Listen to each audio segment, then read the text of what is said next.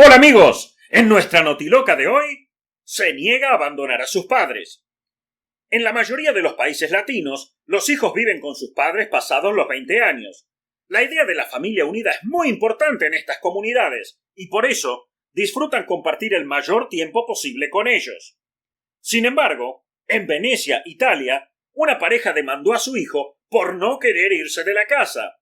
El padre afirma que ya con 41 años y un buen empleo, no hay excusas para seguir viviendo con ellos.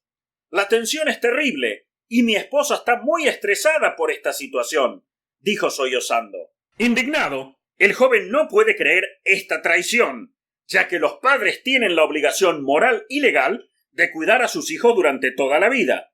Así es, en el año 2002, una corte italiana determinó que los hijos adultos podían continuar viviendo con sus padres de manera indefinida, así que probablemente el hijo va a estar con ellos por muchos años más.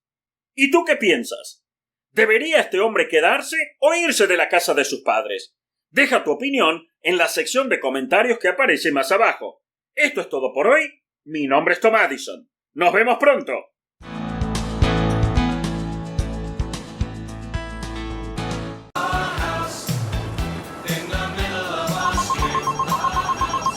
¿Hola? Tom, todos vamos a ir a tomar algo a las 8. ¿Quieres venir? No, a las 8 no puedo. Si llego tarde a casa, mis padres me cierran la puerta con llave y no puedo entrar.